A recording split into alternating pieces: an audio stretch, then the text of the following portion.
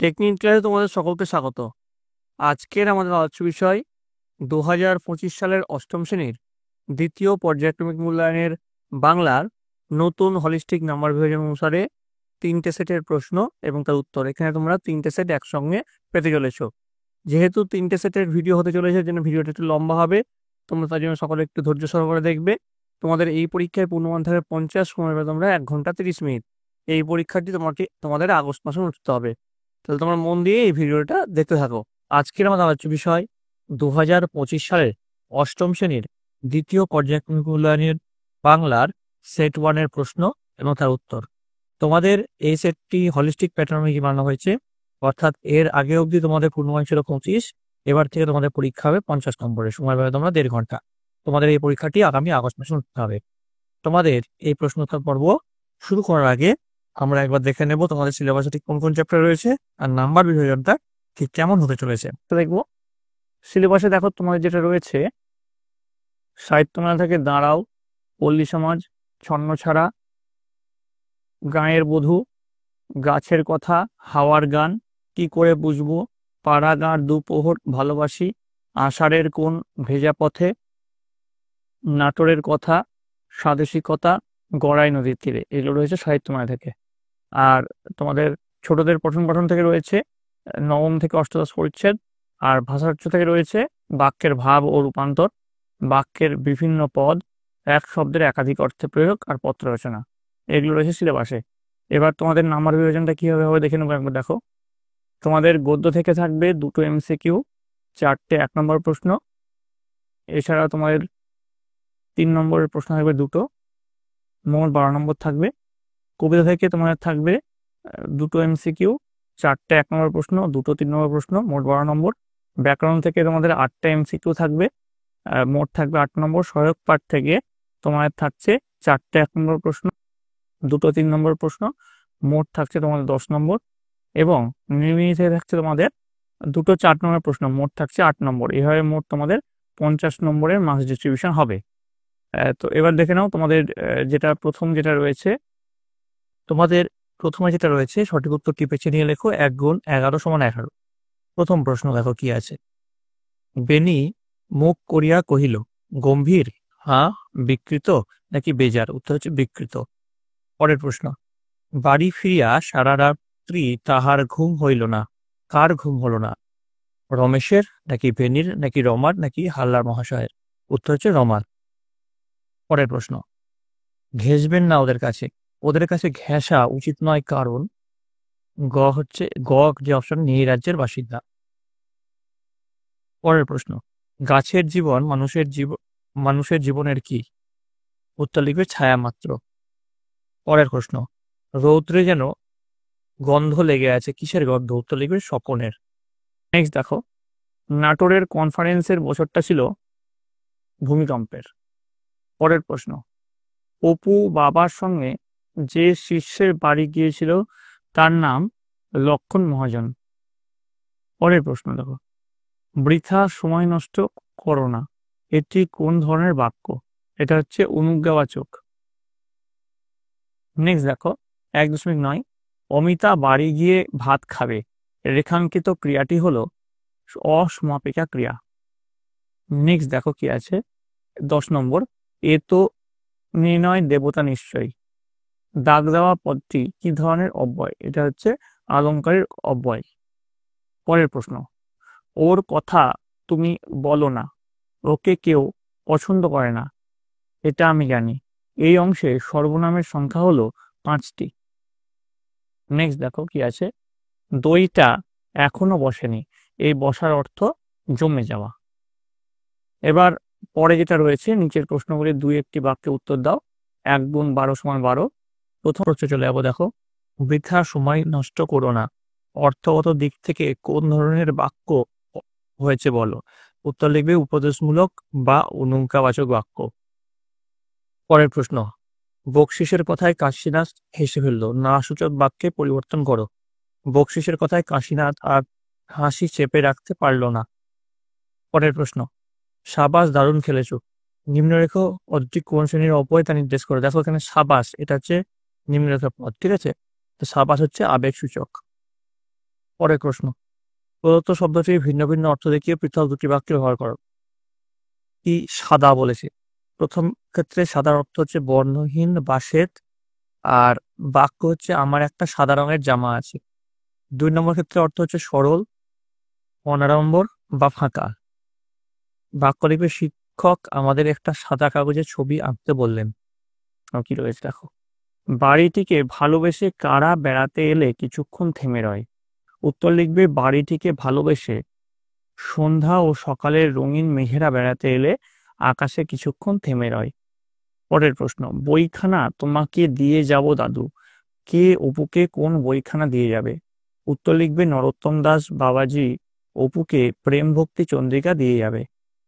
পরের প্রশ্ন, অমন করে কি মারে শেষদি? সেজ ঠাকুরন কেন দুর্গাকে মেরেছিল? উত্তর লিখবে টুনির মায়ের সোনার সিঁদুরের কৌটো চুরির দায়ে। পরের প্রশ্ন, কদিন ধরে সমানে বৃষ্টির আর আশা নেই। বাক্যটিকে অস্তর্থক বাক্যে পরিণত করো। উত্তর লিখবে কদিন ধরে সমানে বৃষ্টি হয়ে চলেছে। নেক্সট কি আছে, চোখ শব্দটিকে শাসন অর্থে ব্যবহার করে একটি বাক্য লেখো। উত্তর লিখবে জমিদারের নায়েব চোখ রাঙিয়ে দরিদ্র প্রজাদের জানিয়ে দিল যে দ্বিগুণ কর দিতেই হবে। পরের প্রশ্ন, আমি লিখি বাক্যটিকে ক্রিয়া বিশেষণ যোগ করে লেখো। উত্তর লিখবে আমি জোরে লিখি। পরের প্রশ্ন, অব্যয় বলতে কি বোঝো? উত্তর লিখবে অব্যয় বলতে বোঝায় এমন একটি পদ যা বাক্যে ব্যবহৃত হওয়ার সময় লিঙ্গ, বচন, কারক বা অন্য কোনো কারণে পরিবর্তিত হয় না।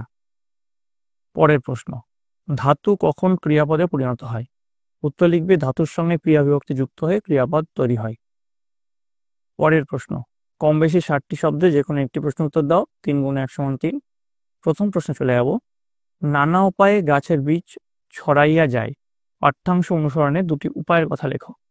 উত্তর লিখবে আচার্য জগদীশচন্দ্র বসু তার গাছের কথা প্রবন্ধে গাছের বীজ ছড়িয়ে পড়ার কিছু উপায়ের উল্লেখ করেছেন।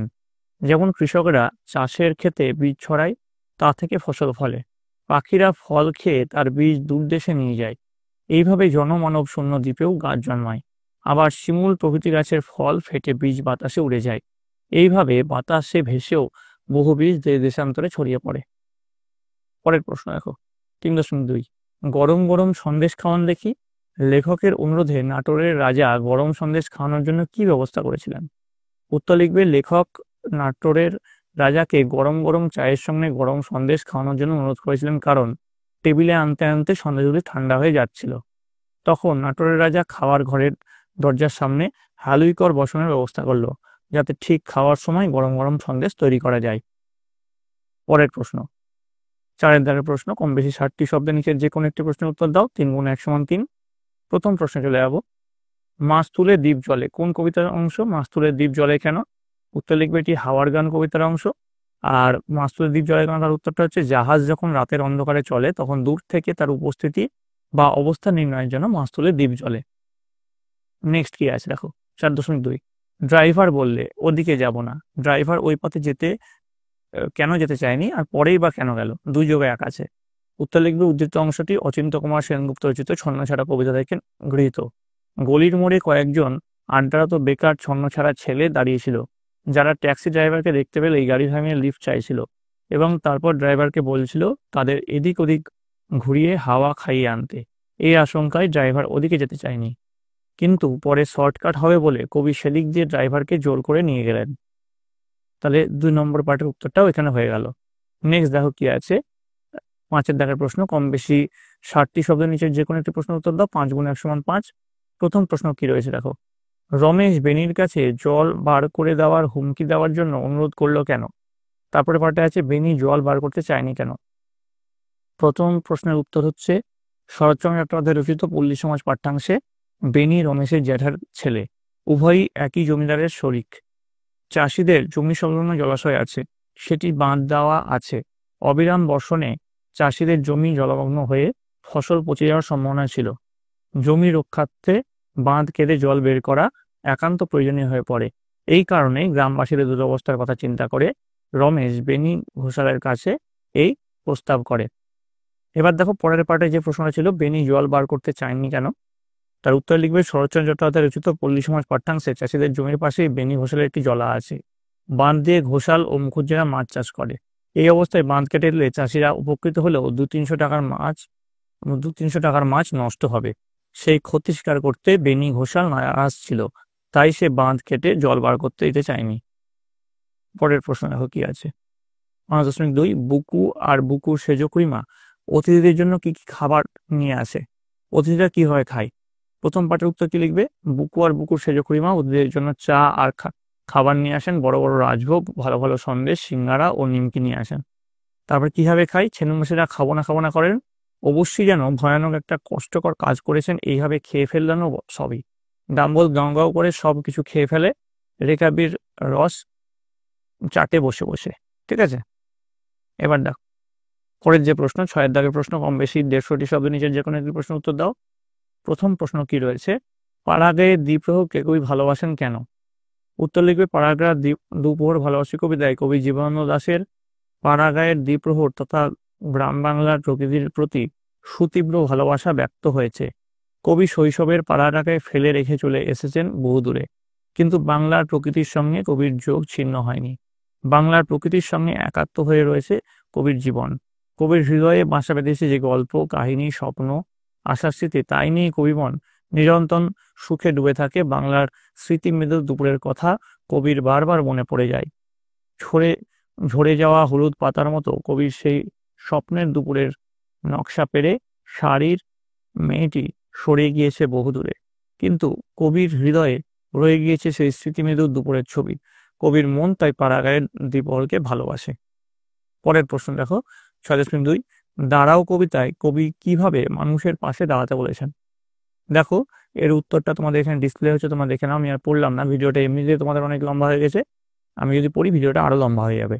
দেখো এই যে এর উত্তরটা এই কবি শক্তি চট্টোপাধ্যায় থেকে লেখা শুরু করবে, দিয়ে জানিয়েছেন অব্দি শেষ করবে। ঠিক আছে, এইটুকু লিখলেই তোমাদের এর উত্তরটা হয়ে যাবে, 6.2 এর উত্তরটা। আশা করি তোমরা সকলে ভিডিওটা পজ করে লিখে নিয়েছো। এবার চলে যাবো পরবর্তী প্রশ্ন। দেখো কি আছে। কম বেশি 150টি শব্দে যে কোনো একটি প্রশ্নের উত্তর দাও। 5 × 1 = 5। প্রথম প্রশ্ন কি রয়েছে? অপুদের বনভোজনে কি কি রান্না হয়েছিল? রান্না কে করেছিল? বিনি কেন নিজেকে ছোট হবে? 2+1+2। তো চড়ুই ভাজিতে ভাত, মেটে আলু ও বেগুন ভাজা রান্না হয়েছিল, আর বনভোজনে রান্না করেছিল দুর্গা। পরের প্রশ্ন, মানুষের আকাশে উড়বার কোন উপায় অপু জেনেছিল? তা কোন বইয়ে লেখা ছিল? অপু কি কাজটিতে সফল হয়েছিল? উত্তর লিখবে শকুনের ডিমের মধ্যে পারদ পুড়ে কয়েকদিন রৌদ্রে রাখতে হবে, পরে সেই ডিম মুখের ভেতর পুড়ে মানুষ ইচ্ছা করলেই ওড়ার ক্ষমতা লাভ করে। এই উপায়টা অপু জেনেছিল। আর কোথায় লেখা আছে? এটি লেখা ছিল সর্বদর্শন সংগ্রহ বইতে। আর অপু কি কাজটাতে সফল হয়েছিল? দেখো তার উত্তরটা এখানে লেখা আছে, শূন্যে ওড়ার ক্ষমতা অর্জনের জন্য অপু নানা জায়গায় শকুনের ডিম খুঁজেছিল। এখান থেকে শকুনের ডিম কিনা তা পরীক্ষা করে জানা যায়নি, এতটা অব্দি লিখলেই তোমার শেষ পার্টের উত্তরটা তোমাদের হয়ে যাবে। ঠিক আছে, আশা করি তোমরা সকলে লিখে নিয়েছো ভিডিওটা পজ করে। আমি চলে যাবো পরবর্তী প্রশ্নে। দেখো পরবর্তী প্রশ্ন দেখো কি আছে। হাসপাতালের সামনে জোরে মাইক বাজানো অমার্জনীয় অপরাধ। এই বিষয়ে সচেতনতা গড়ে তুলতে দৈনিক সংবাদপত্রের সম্পাদককে একটি চিঠি লেখো। 5 নম্বর আছে। দেখো প্রথমে মাননীয় সম্পাদক, দৈনিক আজকাল, কলকাতা 7,56,000। বিষয় লেখা আছে, বিষয়টা মাঝখানে লিখবে হাসপাতালের সামনে উচ্চস্বরে মাইক বাজানোয় সচেতনতা বৃদ্ধির আবেদন। যে মহাশয় দিয়ে লেখা শুরু করবে, যেমন করে এখানে লেখানো হচ্ছে। আমি একটু ভিডিওটা ফাস্ট ফরওয়ার্ড করে দিচ্ছি। যেমন করে এখানে তোমাদের লেখা হচ্ছে ঠিক একইভাবে তোমরা এই উত্তরটা লিখে ফেলবে। ঠিক আছে, যদি তোমাদের মোবাইলে দেখতে অসুবিধা হয় ভিডিওটা পজ করে একটু জুম করবে, তাহলে কিন্তু মোবাইলে সুন্দর করে তোমাদের দেখতে হবে। আশা করি তোমরা সকল দেখে নিয়েছো। এবার দেখো অথবাতে কি আছে। তোমার অঞ্চলে যত্রতত্র আবর্জনা স্তূপ। সংশ্লিষ্ট দপ্তরের দৃষ্টি আকর্ষণ করে একটি বহুল প্রচারিত সংবাদপত্রের সম্পাদককে চিঠি লেখো। তারিখ 1/5/2025। মাননীয় সম্পাদক সমাবেশ, দৈনিক প্রভাকর, 7 দত্ত লেন, হাওড়া। বিষয় হচ্ছে যত্রতত্র আবর্জনা স্তূপ সরানোর অনুরোধ। দেখো এই চিঠির বইটা তোমাদের ডিসপ্লে হচ্ছে, তোমরা লিখে নিও। এবং শেষে লিখবে নমস্কারান্তে শ্রীকান্তি সরকার, কদমতলা, হাওড়া। নাম লিখবে তোমাদের নিজস্ব নাম দিয়ে, এইভাবে তোমরা চিঠি লেখা শেষ করবে। ঠিক আছে, ভিডিওটা পজ করে তোমরা দেখে নিও, আমি আর পড়লাম না। এবার দেখো এই ছিল তোমাদের অষ্টম শ্রেণীর দ্বিতীয় পর্যায়ক্রমিক মূল্যায়নের বাংলার হলিস্টিক প্যাটার্ন প্রশ্ন এবং তার উত্তর। আজকের আমাদের আলোচ্য বিষয় 2025 সালের অষ্টম শ্রেণীর দ্বিতীয় পর্যায়ক্রমিক মূল্যায়নের বাংলার নতুন হলিস্টিক প্যাটার্ন অনুযায়ী দ্বিতীয় সেটের প্রশ্ন এবং তার উত্তর। তোমার দ্বিতীয় পর্যায়ক্রমিক মূল্যায়নে পূর্ণমান থাকে 50, সময় পাবে তোমরা 1 ঘন্টা 30 মিনিট। তোমাদের এই পরীক্ষাটি আগামী আগস্ট মাসে অনুষ্ঠিত হবে। তোমাদের এর আগে দ্বিতীয় পর্যায়ক্রমিক মূল্যায়নের 4টে করে সেটের রায়-মার্টিনের প্রশ্ন এবং তার উত্তর করিয়েছি অল সাবজেক্টের। এবং যারা যারা দেখোনি তার জন্য লিঙ্ক ডেসক্রিপশন বক্সে দেওয়া আছে, তোমরা সেখান থেকে দেখে নিতে পারো। আর এইটা আমাদের হতে চলেছে দ্বিতীয় পর্যায়ক্রমিক মূল্যায়নের বাংলার দ্বিতীয় সেটের সাজেশন, প্রশ্ন এবং তার উত্তর। তো এই প্রশ্ন এবং তার উত্তর আলোচনা করার আগে একবার আমরা দেখে নেব তোমাদের সিলেবাসে ঠিক কোন কোন চ্যাপ্টার রয়েছে এবং নাম্বার বিভাজন ঠিক কি হতে চলেছে। তারপরে আমরা ঢুকবো তোমাদের প্রশ্নোত্তর পর্বে। তো দেখে নাও নাম্বার বিভাজন এবং সিলেবাসটি। প্রথমে সিলেবাসটা দেখবো। সিলেবাসে দেখো তোমাদের যেটা রয়েছে, সাহিত্যমেলা থেকে দাঁড়াও, পল্লী সমাজ, ছন্নছাড়া, গাঁয়ের বধূ, গাছের কথা, হাওয়ার গান, কি করে বুঝবো, পাড়া গাঁর দুপোহর ভালোবাসি, আষাঢ়ের কোন ভেজা পথে, নাটোরের কথা, স্বাদেশিকতা, গড়াই নদীর তীরে। এগুলো রয়েছে সাহিত্যমেলা থেকে। আর তোমাদের ছোটদের পঠন পাঠন থেকে রয়েছে নবম থেকে অষ্টাদশ পরিচ্ছেদ। আর ভাষার্থ থেকে রয়েছে বাক্যের ভাব ও রূপান্তর, বাক্যের বিভিন্ন পদ, এক শব্দের একাধিক অর্থে প্রয়োগ আর পত্র রচনা। এগুলো রয়েছে সিলেবাসে। এবার তোমাদের নাম্বার বিভাজনটা কিভাবে হবে দেখে নেবো একবার। দেখো, তোমাদের গদ্য থেকে থাকবে 2টো MCQ, 4টে 1 নম্বর প্রশ্ন। এছাড়া তোমাদের 3 নম্বরের প্রশ্ন থাকবে 2টো, মোট 12 নম্বর থাকবে। কবিতা থেকে তোমাদের থাকবে 2টো MCQ, 4টে 1 নম্বর প্রশ্ন, 2টো 3 নম্বর প্রশ্ন, মোট 12 নম্বর। ব্যাকরণ থেকে তোমাদের 8টে MCQ থাকবে, মোট থাকবে 8 নম্বর। সহায়ক পাঠ থেকে তোমাদের থাকছে 4টে 1 নম্বর প্রশ্ন, 2টো 3 নম্বর প্রশ্ন, মোট থাকছে তোমাদের 10 নম্বর। এবং নির্মিত থেকে থাকছে তোমাদের 2টো 4 নম্বর প্রশ্ন, মোট থাকছে 8 নম্বর। এভাবে মোট তোমাদের 50 নম্বরের মার্কস ডিস্ট্রিবিউশন হবে। তো এবার দেখে নাও তোমাদের যেটা প্রথম যেটা রয়েছে। তো দেখো, প্রথমে যে প্রশ্ন রয়েছে 1 নম্বর, সঠিক উত্তরটি বেছে নিয়ে লেখো যে কোনো 5টি, 1 গুণ 5 সমান 5। প্রথম প্রশ্নে দেখো কি আছে। দাঁড়াও কবিতায় দাঁড়াও শব্দটি কতবার পাওয়া যায়? 8, 9, 10 নাকি 11 বার? উত্তর হচ্ছে 9 বার। যেমন করে হোক 5-7 হাজার টাকা তাদের ক্ষতি হবেই।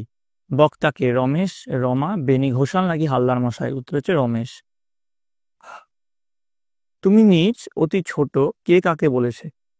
রমেশ রমাকে, রমা রমেশকে, রমেশ বেনিকে নাকি বেনি রমেশকে? উত্তর হচ্ছে রমেশ রমাকে বলেছে। পরের প্রশ্ন, গলির মোড়ে দাঁড়িয়ে আছে গাছ, প্রেত, গাছের প্রেতচ্ছায়া নাকি ছায়া? উত্তর হচ্ছে গাছের প্রেতচ্ছায়া। পরের প্রশ্ন, বৃক্ষ শিশু নিরাপদে নিদ্রা যায় মাটির নিচে, বীজের কঠিন ঢাকনার মধ্যে, ফলের মধ্যে নাকি ফুলের মধ্যে? উত্তর হচ্ছে বীজের কঠিন ঢাকনার মধ্যে। পরের প্রশ্ন, বুকুর মায়ের নাম ছিল ছেনু, বেনু, নির্মলা নাকি রেনু? উত্তর হচ্ছে নির্মলা। নেক্সট দেখো, অতি সংক্ষেপে যে কোনো 5টি প্রশ্নের উত্তর দাও, 1 গুণ 5 সমান 5। প্রথম প্রশ্ন কি আছে?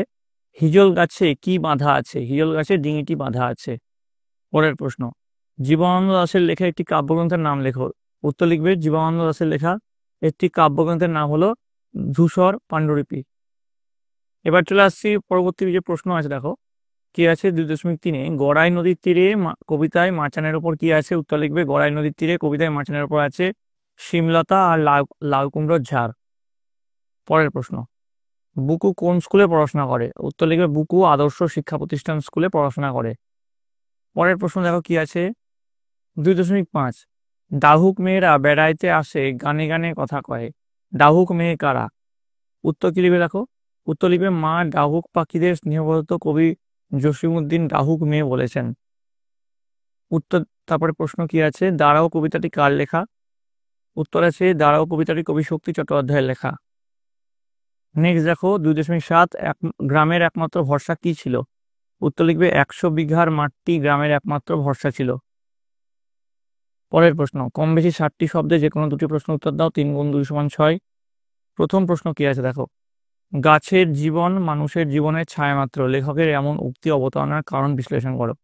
উত্তর লিখবে গাছের কথা প্রবন্ধে জগদীশচন্দ্র বসু বলেছেন, গাছপালাকে ভালোবাসতে শিখে তিনি অনুভব করেছেন যে মানুষের মতোই গাছেরাও আহার করে দিনে দিনে বাড়ে। মানুষের মতোই তাদেরও দুঃখ কষ্ট আছে, জীবন ধারণের জন্য সদা ব্যস্ততা আছে। কিছু মানুষ যেমন প্রতিকূল অবস্থায় বাধ্য হয়ে চুরি ডাকাতি করে, কোনো কোনো গাছের মধ্যেও সেই প্রবৃত্তি দেখা যায়। মানুষের বিভিন্ন সদ্গুণ যেমন পারস্পরিক সাহায্য, বন্ধুত্ব, এমনকি মানুষের সর্বোচ্চ গুণ স্বার্থত্যাগ ও গাছের মধ্যেও দেখা যায়। মায়ের মতোই প্রয়োজনীয় সন্তানদের জন্য জীবন ত্যাগও গাছের মধ্যে দেখা যায়। মানুষের সঙ্গে গাছের সাদৃশ্যমূলক ধর্ম লক্ষ্য করে এই লেখক গাছের জীবন মানুষের জীবনের ছায়ামাত্র মন্তব্যটির অবতারণা করেছেন। এবার দেখো চলে আসছে 3.2-এ, আমাদের তো জয় জয়কার, লেখক কি কারণে ও তার সঙ্গীদের জয় জয়কার হলো? কি কারণে লেখক ও তার সঙ্গীদের জয় জয়কার হলো? উত্তর লিখবে, অবনীন্দ্রনাথ ঠাকুর রচিত নাটোরের কথা গদ্যাংশে নাটোরে অনুষ্ঠিত প্রভিন্সিয়াল কনফারেন্সে রবি ঠাকুর প্রস্তাব করেন যে সম্মেলন বাংলা ভাষায় হোক, কিন্তু দলের নেতারা তা মানলেন না। তারা ইংরেজি ভাষায় চাইলেন। অনেক তর্ক বিতর্কের পর সমস্ত দলটি দুভাগে বিভক্ত হলো। বড়রা ইংরেজিতে বলতে উঠলেই বাংলা বাংলা বলে চিৎকার করে ছোটরা বক্তৃতায় বাধা দিতে থাকে। অবশেষে বাধ্য হয়ে স্থানীয়রা বাংলা ভাষার দিকেই মত দিলেন এবং সম্মেলন বাংলাতেই হলো। এই সাফল্যটিকে লেখক তার জয় জয়কার বলে বর্ণনা করেছেন। নেক্সট দেখো 3.3, কুটির খানিরে লতাপাতা ফুল মায়ায় রয়েছে ঘিরে। এখানে কুটিরটিকে লতাপাতা ফুলের মায়া দিয়ে ঘিরে রাখা বলতে কবি কি বুঝিয়েছেন? উত্তর লিখবে, কবি জসিমউদ্দিন তার গড়াই নদীর তীরে কবিতায় গড়াই নদীর কূলে প্রকৃতির বুকে অবস্থিত কুটিরটির বর্ণনা দিতে গিয়ে বলেছেন, প্রকৃতি যেন তার সৌন্দর্যের ডালি উজাড় করে দিয়ে সাজিয়েছে এই শান্ত নৃত্যটিকে। কুটিরটি যেন লতাপাতা ফুল মায়ার বন্ধনে বাঁধা পড়েছে। আসলে লতাপাতা কুটিরটিকে এমনভাবে বেষ্টন করে আছে যেন মনে হচ্ছে সে বাঁধা পড়েছে ওই লতাপাতার বেষ্টনীতে। প্রকৃতি যেন পরম মমতায় তার স্নেহবন্ধনে বেঁধে এই কুটিরটিকে রক্ষা করছে। পরেরটা দেখো 3.4 কি আছে? নুয়ে আছে বহুদিন ছন্দহীন। কে কোথায় নুয়ে আছে? ছন্দহীন বলার কারণ কি? উত্তর লিখবে, জীবন দাশের পাড়াগার দুপ্রহর ভালোবাসি কবিতায় বুনো চালতার শাখা জলসিঁড়ি নদীর পাশে ঘাসের উপর নুয়ে আছে। কবি তার পাড়াগার দ্বীপ প্রাহরিক প্রকৃতির এক ছবি অঙ্কন করেছেন আলোচ্য কবিতায়। জলসিঁড়ি নদীর পাশে বহুদিন ধরে নুয়ে আছে গ্রামের বুনো চালতা গাছটি। অপরিকল্পিতভাবে সেটি অবস্থান করছে। কেউ তাকে যত্ন নেয়নি বা এখনো নেয় না যত্ন। অবহেলা সয়েই সে বিস্তার করেছে তার শাখা প্রশাখা। তেমনি চালতার অবস্থানও এলোমেলো। এ কথা বোঝাতেই কবি ছন্দহীন শব্দটি ব্যবহার করেছেন। চলে যাবো পরবর্তী প্রশ্ন। দেখো, যে কোনো দুটি প্রশ্নের উত্তর নিজের ভাষায় লেখো। 5 × 2 = 10। প্রথম প্রশ্ন, কি করে বুঝবো গল্পে যে দুটি ছোট ছেলের কথা আছে তাদের নাম কি? তাদের মধ্যে মিল বা অমিল এবং তাদের সম্পর্কে তোমার মতামত সংক্ষেপে আলোচনা করো। উত্তর লিখবে, গল্পে যে দুটি ছোট ছেলের কথা বলা হয়েছে তাদের নাম বুকু ও ডাম্বল।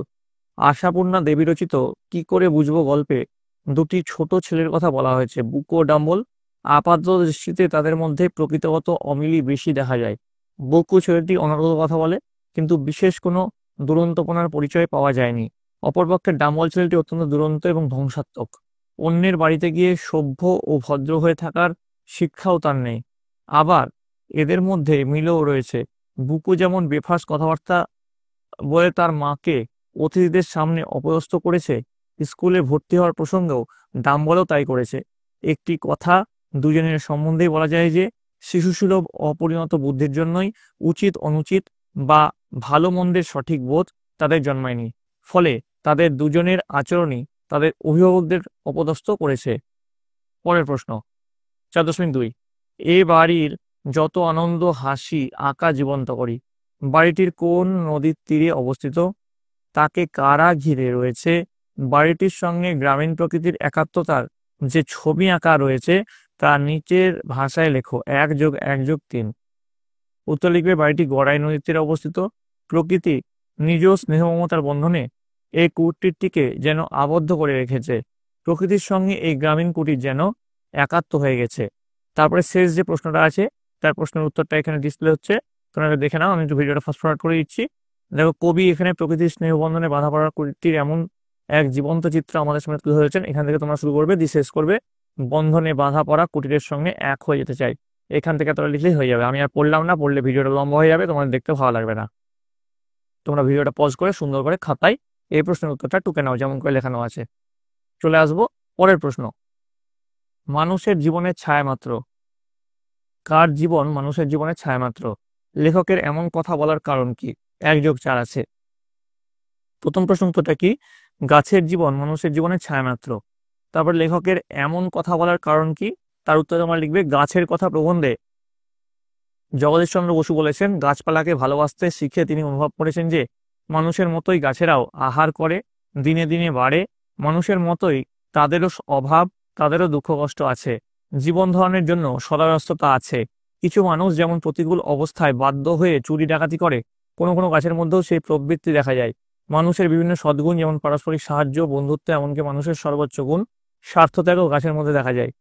মানুষ মায়ের মতোই প্রয়োজনীয় সন্তানদের জন্য জীবন ত্যাগও গাছের মধ্যে দেখা যায়।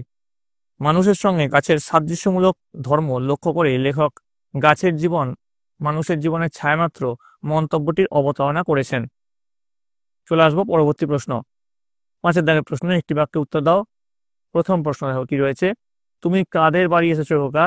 কথাটি কে বলেছিল? উত্তর লিখবে এই কথাটি বলেছিল লক্ষণ মহাজনের ছোট ভাইয়ের স্ত্রী। পরের প্রশ্ন। অপু পটুকে প্রথম কোথায় দেখে? উত্তর লিখবে অপু পটুকে প্রথম প্রসন্ন গুরুমশায়ের পাঠশালায় রাখে। এটা গুরু হবে, ঠিক আছে। পরের প্রশ্ন। অপু বলিল ওটা কি রাংতা? আসলে ওটা কি ছিল? উত্তর লিখবে আসলে ছিল সোনার পাত। পরের প্রশ্ন। তাহার মুখ স্বর্গীয় তৃপ্তিতে ভরিয়া উঠিল, সে কে? সে কি খাচ্ছিল? উত্তর লিখবে এখানে সে হলো দুর্গা, পাতাল কুড়ের তরকারি খাচ্ছিল সে। পরের প্রশ্ন। আবার 4 পয়সা দিয়ে কিনেছে, কে কি কিনেছে? উত্তর লিখবে অপু স্বপ্নের ডিম কিনেছে। নেক্সট, যে কোনো একটি প্রশ্নের উত্তর নিজের ভাষায় লেখো। 5 গুণ 1 = 5। প্রশ্নের মান হচ্ছে 5। চড়ুইভাতি করিবি অপু? কারা চড়ুইভাতি করেছিল? কোথায় করেছিল? সংক্ষেপে চড়ুইভাতির বিবরণ লেখো। কারা করেছিল? দুর্গা, অপু ও বিনি চড়ুইভাতি করেছিল। কোথায় করেছিল? নীলনদী রায়ের জঙ্গলময় ভিটেটা পরিষ্কার করে সেখানে চড়ুইভাতি করেছিল। আর চড়ুইভাতির যে সংক্ষিপ্ত বিবরণ সেটা দেখো এখানে নিচে ডিসপ্লে হচ্ছে। আমি একটু ভিডিওটা ফাস্ট ফরওয়ার্ড করে এলাম। দিনটা ছিল বসন্তের একটা দিন, এখান থেকে শুরু করবে, শেষ করবে অভিজ্ঞতার ছাপ রেখে যায়। আদৌ পর্যন্ত লিখলেই কিন্তু হয়ে যাবে। তোমরা ভিডিওটা পজ করে সুন্দর করে খাতায় এর উত্তরটা লিখে নাও। চলে আসবো পরবর্তী প্রশ্ন।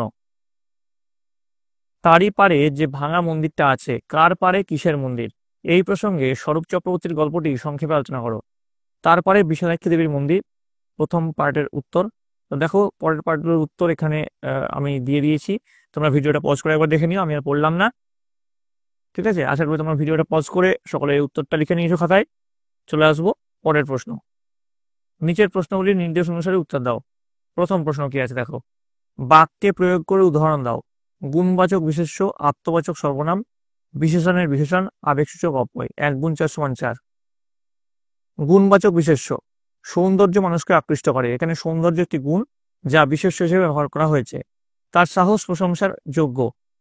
এখানে সাহস একটি গুণ যা বিশেষ্য হিসেবে ব্যবহার করা হয়েছে। শিশুদের সরলতা মন মুগ্ধ করে তোলে। এখানে সরলতা একটি গুণ যা বিশেষ্য হিসেবে ব্যবহার করা হয়েছে। যে কোনো একটা লিখলেই কিন্তু তোমাদের এখানে হবে। আমি এটাকে 3টে লিখিয়েছি। পরের যেটা আছে আত্মবাচক সর্বনাম, সে নিজে কাজটি করেছে। এখানে নিজে কর্তা, সে এর প্রতি অতিরিক্ত জোর দিচ্ছে এবং আত্মবাচক সর্বনাম হিসেবে ব্যবহৃত হয়েছে। তারপরে দেখো তারপরে আরো কিছু উদাহরণ আমি দিয়েছি, সেই উদাহরণগুলোর মধ্যে যে কোনো একটা লিখলেই তোমাদের হয়ে যাবে, ঠিক আছে। আশা করি তোমরা সবাই দেখে নিয়েছো। চলে আসবো পরবর্তী প্রশ্ন। পরবর্তী প্রশ্ন নয়, ওই প্রশ্নের 3 নম্বর যে পার্ট, বিশেষণের বিশেষণ। ফুলটি খুব সুন্দর। এখানে সুন্দর একটি বিশেষণ এবং খুব সেই বিশেষণের তীব্রতা বোঝাচ্ছে, তাই এটি বিশেষণের বিশেষণ। ছেলেটি অত্যন্ত মেধাবী, পাখিটা একটু সবুজ। যে কোনো একটা লিখলে কিন্তু একটার উত্তর হয়ে যাবে। তারপরে এই প্রশ্নের 4 নম্বর পার্টের যে উত্তর আছে আবেগসূচক অব্যয়। আহ কি সুন্দর দৃশ্য। এখানে আহ হচ্ছে বিস্ময় ও আনন্দের আবেগ প্রকাশ করেছে। তারপরে কি আছে, উফ বড্ড কষ্ট হচ্ছে, ছি তুমি এত খারাপ কাজ করতে পারলে। যে কোনো একটা লিখলেই কিন্তু তোমার এখানে হয়ে যাবে। আশা করি তোমরা এটা সকলে বুঝতে পেরেছো। চলে আসো পরবর্তী প্রশ্ন। দেখো কি আছে। লোকটার অজানা থাকলো, নাবাচক বাক্যে রূপান্তর করো। লোকটা জানতে পারলো না। পরের প্রশ্ন। প্রশ্নবোধক বাক্য কাকে বলে? উদাহরণ দাও। যে বাক্য দ্বারা কোনো বিষয়ে জিজ্ঞাসা বা প্রশ্ন করা হয় তাকে প্রশ্নবোধক বাক্য বলে। এই ধরনের বাক্যের শেষে সাধারণত প্রশ্নবোধক চিহ্ন থাকে। উদাহরণ, তুমি কেমন আছো, তোমার নাম কি? পরের প্রশ্ন। সমাপিকা ক্রিয়া ও অসমাপিকা ক্রিয়ার ব্যবহার করে একটি বাক্য লেখো। বৃষ্টি থামলে, এটা হচ্ছে অসমাপিকা ক্রিয়া, আমরা বাড়ি যাব, সমাপিকা ক্রিয়া। নেক্সট, চোখ অথবা মাথা শব্দটিকে ভিন্ন অর্থে প্রয়োগ করে দুটি বাক্য লেখো। চোখ শব্দের ভিন্ন অর্থে প্রয়োগ। দোকানদারের চোখ এড়িয়ে লোকটা জিনিস সরিয়ে ফেললো, এখানে চোখ এর অর্থ দৃষ্টি।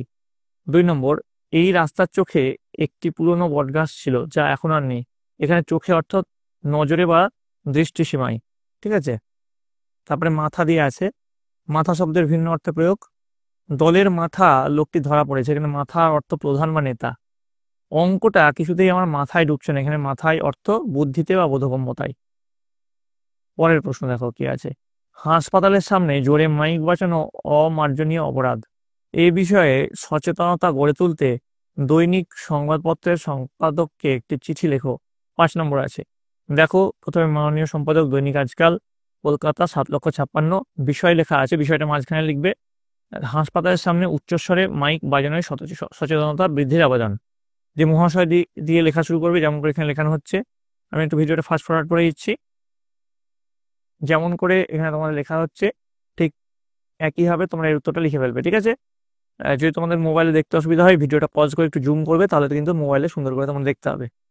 আশা করি তোমরা সকল দেখে নিয়েছো। তো এই গেল তোমাদের অষ্টম শ্রেণীর দ্বিতীয় পর্যায়ক্রমিক মূল্যায়নের হলিস্টিক প্যাটার্নগি বাংলার প্রশ্ন এবং তার উত্তর। আজকের আমাদের আলোচ্য বিষয় 2025 সালের অষ্টম শ্রেণীর দ্বিতীয় পর্যায়ক্রমিক মূল্যায়নের বাংলার নতুন হলিস্টিক প্যাটার্নগি 3 নম্বর সেটের প্রশ্ন এবং তার উত্তর। তোমার দ্বিতীয় পর্যায়ক্রমিক মূল্যায়নে পূর্ণমান থাকবে 50, সময় পাবে তোমরা 1 ঘন্টা 30 মিনিট। তোমাদের এই পরীক্ষাটি আগামী আগস্ট মাসে অনুষ্ঠিত হবে।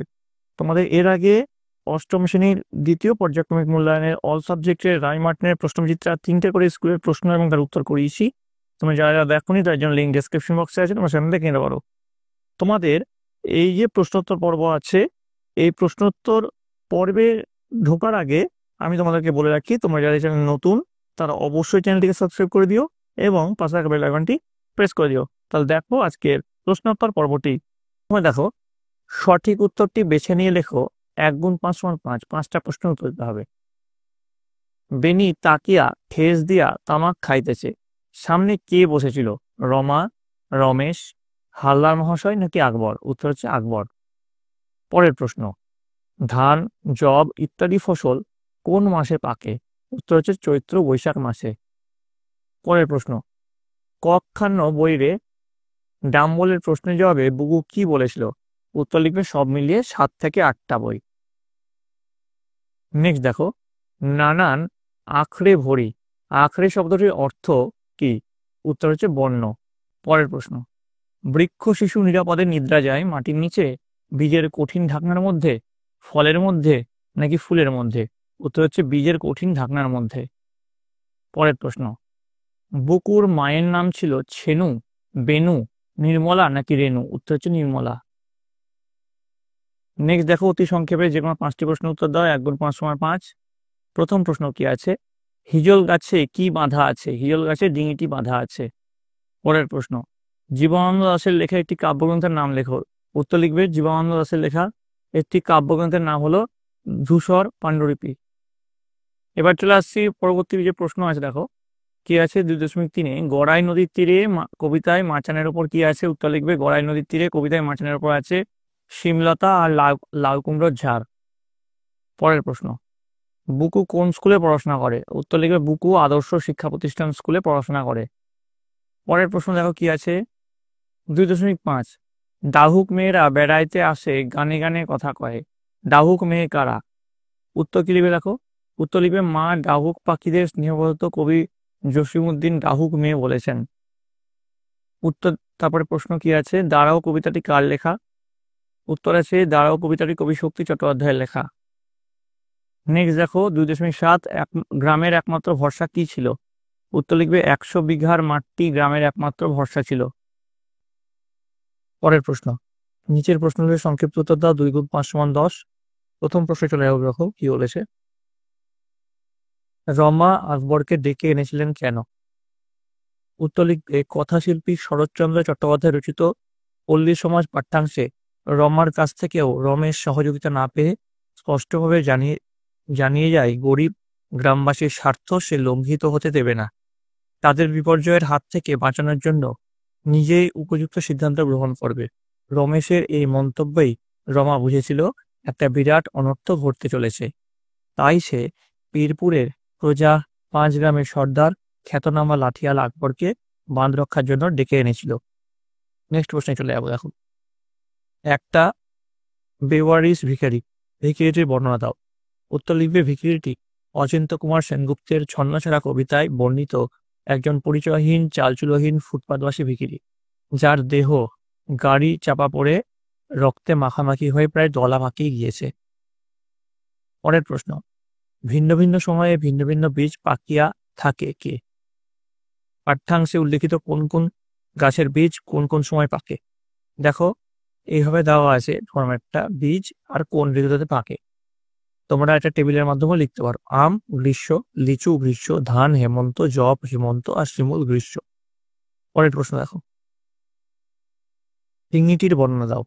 উত্তর লিখবে ডিঙিটি বহুদিনের জীর্ণ, কোথাও কোথাও ঝাঁঝরা খোঁপড়া হয়ে পড়েছে। পরের প্রশ্ন, ফুর্তির চোটে আমার সব অদ্ভুত খেয়াল মাথায় আসতো। অদ্ভুত খেয়াল সম্বন্ধে যা জানো লেখো। উত্তর লিখবে অদ্ভুত খেয়ালটি হলো, একদিন খেতে খেতে লেখক বললেন, কি সন্দেশ খাওয়াচ্ছেন নাটোর, টেবিলে আনতে আনতে ঠান্ডা হয়ে যাচ্ছে, গরম গরম সন্দেশ খাওয়ান দেখি। বেশ, গরম গরম চায়ের সঙ্গে গরম গরম সন্দেশ খাওয়া যাবে। শুনে টেবিল শুদ্ধ সবার হো হো করে হাসি। তখনই হুকুম হলো, খাওয়ার ঘরের দরজার সামনেই হালুইকার বসে গেল, গরম গরম সন্দেশ তৈরি করে দেবে ঠিক খাওয়ার সময়ে। পরের প্রশ্ন, নিচের প্রশ্নগুলি কয়েকটি বাক্যে উত্তর দাও। 3 গুণ 5 সমান 15। প্রথম প্রশ্নে চলে যাব।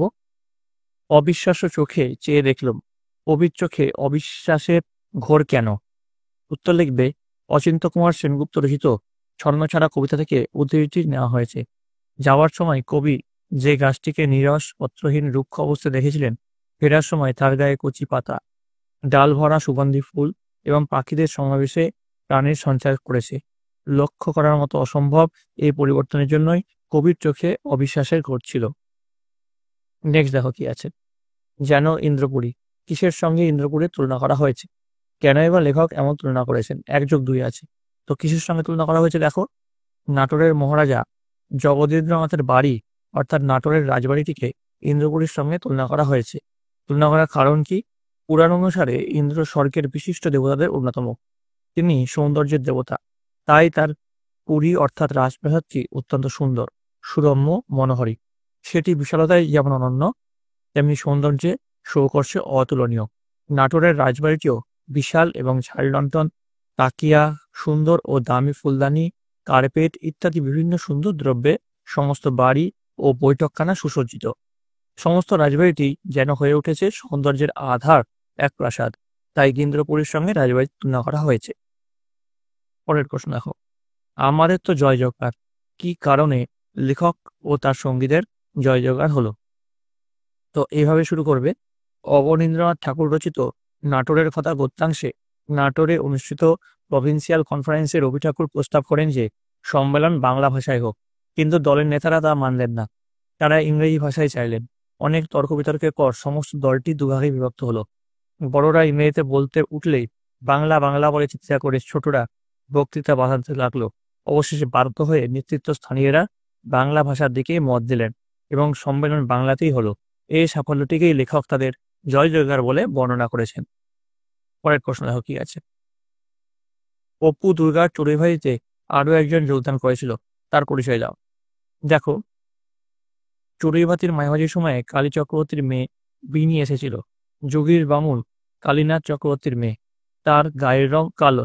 সে যখন দুর্গাকে ডাকতে এসেছিল, তার পরনে ছিল আধময়লা শাড়ি, হাতে ছিল সরু সরু কাঁচের চুড়ি, একটু লম্বা গড়ন ও সাদাসিধে এই মেয়েটি দুর্গাদের সঙ্গে বনভোজনে যোগদান করেছিল। পরের প্রশ্ন, চোখ শব্দটির 3টি ভিন্ন অর্থ দেখিয়ে 3টি পৃথক বাক্যে ব্যবহার দেখাও। দেখো, এখানে দেওয়া হয়েছে, ডিসপ্লে হচ্ছে, তোমরা সুন্দর করে লিখে নিও, ঠিক আছে? 3টি পৃথক অর্থে কিন্তু দেখানো হয়েছে, আমি আর পড়লাম না, ভিডিওটা এমনিতেই লম্বা হয়ে যাচ্ছে। পরের প্রশ্ন, 5 দাগের প্রশ্ন, নিচের প্রশ্ন নিজের ভাষায় উত্তর দাও, যে কোনো একটি। 5 গুণে 1 সমান 5। প্রথম প্রশ্নে চলে যাবো। কি করে বুঝবো আসলে কি করতে হবে? বকু কোন স্কুলে ভর্তি হয়েছিল? আসলে কি করা উচিত বলে তোমার মনে হয়? তো বুকু আদর্শ শিক্ষা প্রতিষ্ঠানে ভর্তি হয়েছিল। নেক্সট পার্টের যে উত্তরটা সেটা দেখো ডিসপ্লে হচ্ছে। আমি একটু ভিডিওটা ফাস্ট ফরওয়ার্ড করে দিচ্ছি তোমাদের সুবিধার্থে। দেখো তারপর উত্তরটা এখান থেকে শুরু করবে, এতটা অব্দি লিখবে, তাহলে কিন্তু তোমাদের হয়ে যাবে। ঠিক আছে, আশা করি তোমরা সকলে ভিডিওটা পজ করে লিখে নিয়েছো। চলে আসবো পরবর্তী প্রশ্ন। দেখো, মানুষ বড় কাঁদছে, কি কারণে কবি এই কথা বলেছেন?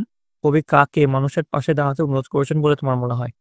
দেখো, শক্তি চট্টোপাধ্যায় রচিত ধারা ও কবিতার দুর্দিনে মানুষের অসহায়তা দেখে ব্যথিত কবি উদ্ধৃত অংশটি উচ্চারণ করেছে। যেমন করে লেখা হয়েছে তো তোমরা ঠিক তেমন করে কিন্তু লিখে নেবে। ঠিক আছে, দেখো প্রথম পার্টের যে উত্তরটা সেটা এখান থেকে এখানে শেষ, দ্বিতীয় পার্টের উত্তরটা এখান থেকে শুরু হচ্ছে, দেখো শেষ হচ্ছে এখানে। ঠিক আছে, কবি এটাই চেয়েছেন। এটুকু লিখলেই তোমাদের কিন্তু এই প্রশ্ন উত্তরটা লেখা হয়ে যাবে। নেক্সট প্রশ্ন কি আছে দেখো, 6 অধ্যায়ের প্রশ্ন। তোমার অঞ্চলে যত্রতত্র আবর্জনা স্তূপ, সংশ্লিষ্ট কর্তৃপক্ষের দৃষ্টি আকর্ষণ করে একটি বহুল প্রচলিত সংবাদপত্রের সম্পাদককে চিঠি লেখো। দেখো, তোমার নাম ঠিকানা লিখলে, তারপরে যাকে লিখবে তার ঠিকানা, তারপরে বিষয় লিখলে, তারপরে দেখো এবার তোমাদের এই যে চিঠির যে বডিটা হচ্ছে সেটা এখানে লেখানো হচ্ছে। এটা দেখো ফাস্ট ফরওয়ার্ড করছি, এখানেই শেষ নয়, এরপরে আরো আছে, তোমরা এই জায়গাটা পজ করে লিখে নাও। আমি চলে যাচ্ছি তারপর পরের পেজে। আশা করি এই জায়গাটা তোমরা লিখে নিয়েছো। নেক্সট পেজ দেখো, আমি একটু ভিডিওটা ফাস্ট ফরওয়ার্ড করছি। সবশেষ তোমার নাম, ঠিক আছে, তোমার ঠিকানাটা দেবে। ঠিক আছে, আশা করি তোমার ভিডিওটা পজ করে সকালে লিখে নিয়েছো। তো এই গেল তোমাদের অষ্টম শ্রেণীর দ্বিতীয় পর্যায়ক্রমিক মূল্যায়নের হলিস্টিক প্যাটার্নজি বাংলার প্রশ্ন এবং তার উত্তর। তোমাদের যদি ভিডিওটা ভালো লেগে থাকে অবশ্যই লাইক করবে, বন্ধুদের কাছে অনেক অনেক শেয়ার করবে। আর এর পরবর্তীতে তোমরা কোন সাবজেক্টের প্রশ্ন উত্তর চাও সেটা অবশ্যই কমেন্টে জানাবে। কমেন্টে তোমাদের বিদ্যালয়ের নাম এবং কে কোন জায়গা থেকে দেখছো সেটা কিন্তু লিখতে ভুলবে না। আর তোমাদের এই প্রশ্নই যে হুবহু পরীক্ষায় আসবে তারপর মানে এরকম টাইপের প্রশ্ন আসবে, তোমরা তোমাদের বইটা খুঁটিয়ে পড়ো।